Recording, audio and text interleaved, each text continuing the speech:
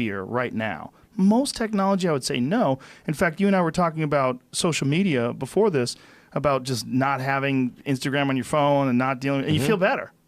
Yes, I think that one of the issues with social media that's been pointed out by many people is that I think maybe particularly Instagram, people look like they have a much better life than they really do. Right. So By design. Yeah, people are posting pictures of when they're really happy. They're modifying those pictures to be better looking. Even if they're not modifying the pictures, they're at least selecting the pictures for the best lighting, the best angle. So people basically seem they're way better looking than they basically really are. Right. And they're way happier seeming than they really are. So if you look at everyone on Instagram, you might think, man, there are all these happy, beautiful people, and I'm not that good looking, and I'm not happy. So I must suck, and that's going to make people sad. So when in fact, those people you think are super happy, actually not that happy. Some of them are really depressed. They're very sad. Some of the happiest seeming people, actually some of the saddest people in reality. And nobody looks good all the time. It doesn't matter who you are. No. It's not even something you should want. Why do you want to look great all the time? Yeah, exactly. So I think things like that can make people quite sad. Well, just by comparison, because you just sort of people generally think of themselves relative to others. We are constantly rebaselining our expectations.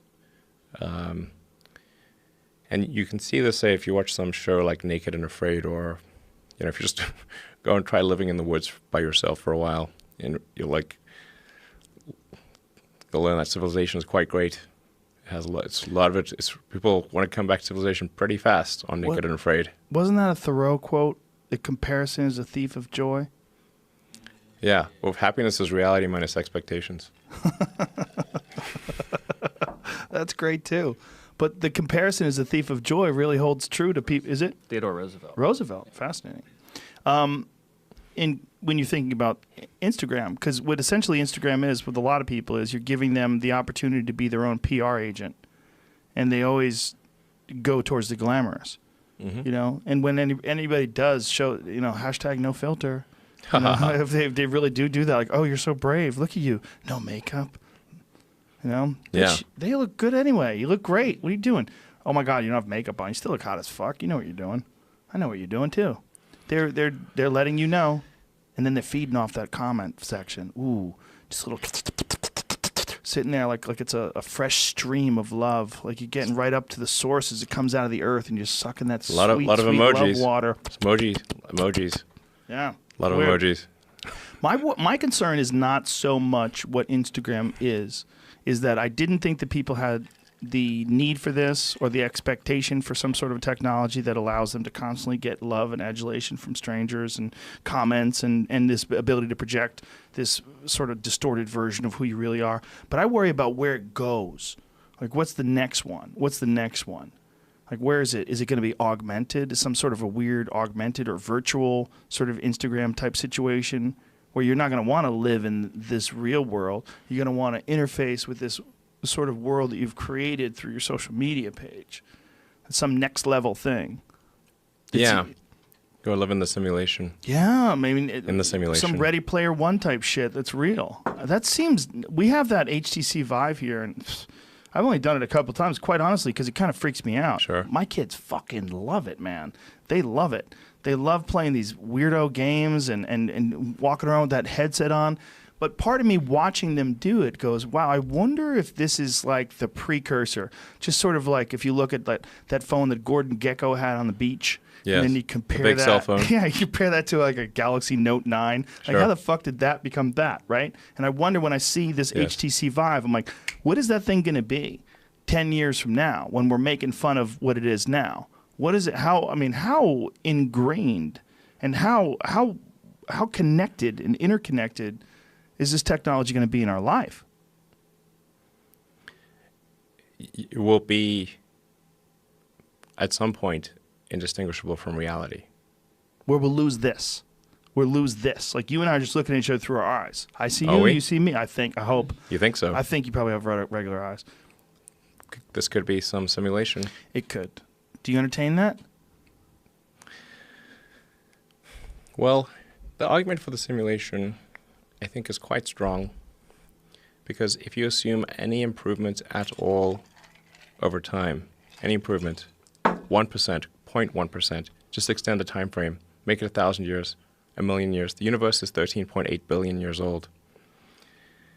What would civilization, if you count it, if you're very generous, civilization is maybe 7,000 or 8,000 years old, if you count it from the first writing.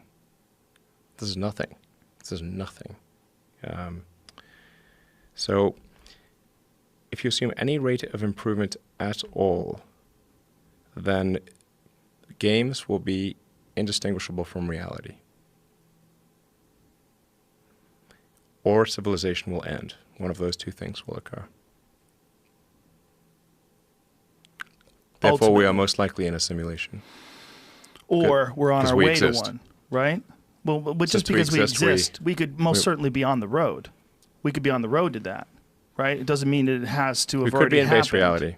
We could be in base reality. We could be here now on our way to the road or on our way to the destination where this can never happen again, where we are completely ingrained in some sort of an artificial technology or some sort of a symbiotic relationship with the internet or the next level of sharing information. But right now we're not there yet. That's possible too, right? It's possible that a simulation is one day going to be inevitable, that we're going to have something that's indistinguishable from regular reality. But maybe we're not there yet. That's also possible. That we're not quite there yet. That this is real. When I touch that it feels wood, very real. Maybe that's why everybody's like into like mason jars and shit. Mason jars. Suede shoes. People are into like craft restaurants and they want raw wood. Everyone wants to see metal.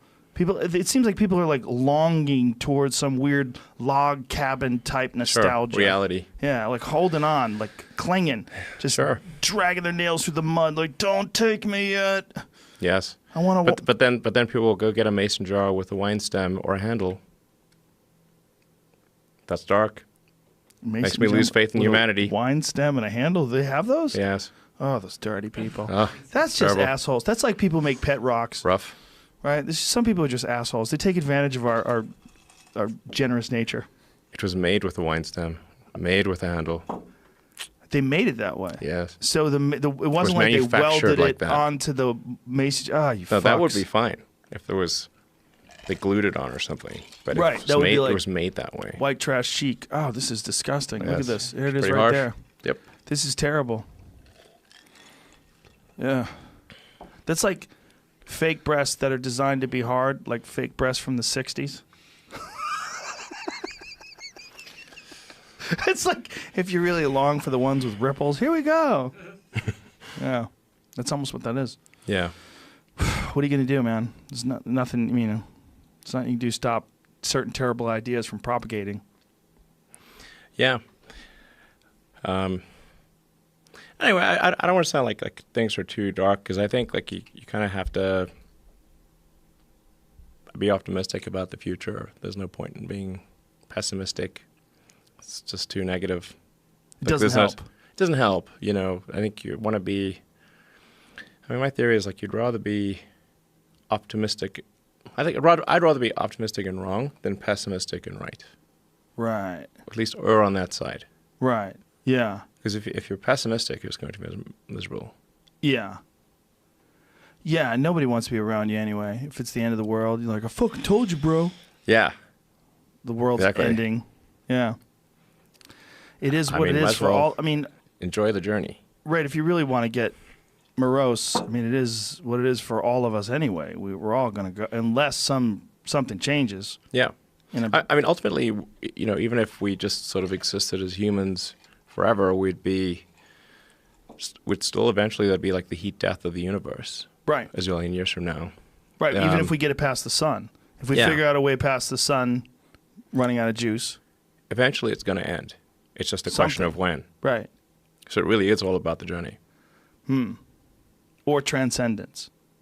from whatever we are now into something that doesn't worry about death? The universe as we know it will dissipate into a fine mist of cold nothingness eventually. And then someone's going to bottle it and put a fragrance to it, sell it to French people in another dimension. It's just a very long time.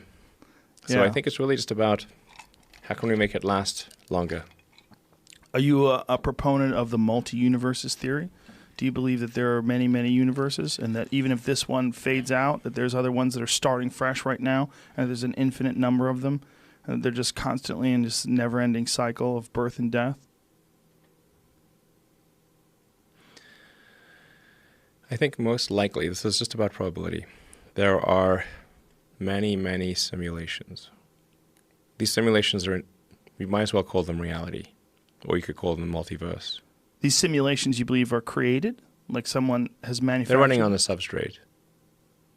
So That substrate is probably boring. boring. Mm-hmm. How so?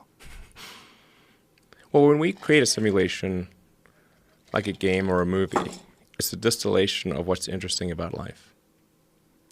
You know, like it can take a year to shoot an action movie, and then that's all distilled down into 2 or 3 hours.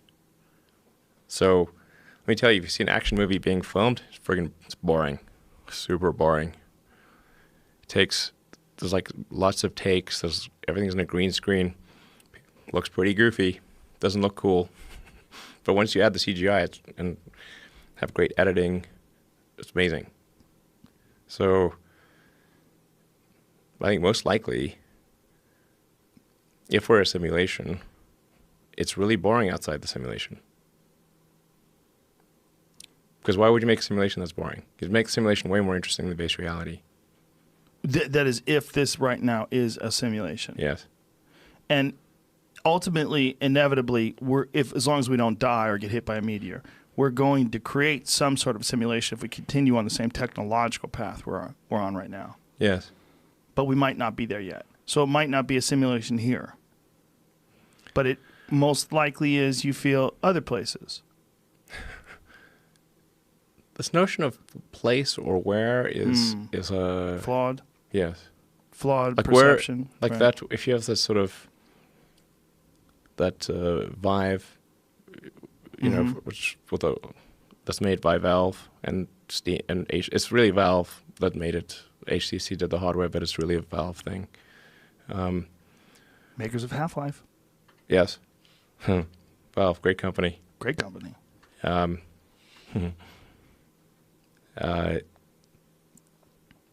When you're in that virtual reality, which is only going to get better, where are you?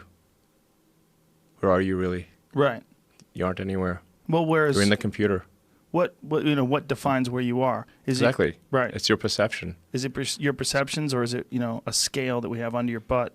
You're What do right here. I've measured you. You're the same weight as you were when you left. But meanwhile, your experience is Why do you radically think different. you're where you are right now? You might not be. I'll spark up a joint if you keep talking. Your manager's going to come in here. We might have to lock the door. Right now, you think you're in a studio in LA. That's what I heard. You might be in a computer. Oh, listen, man. I think about this all the time. Yeah, I mean, it's unquestionable that one day that'll be the case, as long as we keep going, as long as nothing interrupts us, and if we start from scratch, and we're single-celled organisms all over again, and then millions and millions of years later we become the next thing that is us, with creativity and the ability to change its environment. It's going to keep monkeying with things until it figures out a way to change reality, to almost like punch a hole through what is this thing into what it wants it to be, and create new things. And then those new things will intersect with other people's new things, and then it'll be this ultimate pathway of infinite ideas and expression, all through technology. Yeah. And then we're going to wonder, like, why are we here? What are we doing? Let's find out. Well, I mean, I think we should take the set of actions that are most likely to make the future better. yes. Right. Yeah. Right. And then reevaluate those actions to make sure that it's true. Well,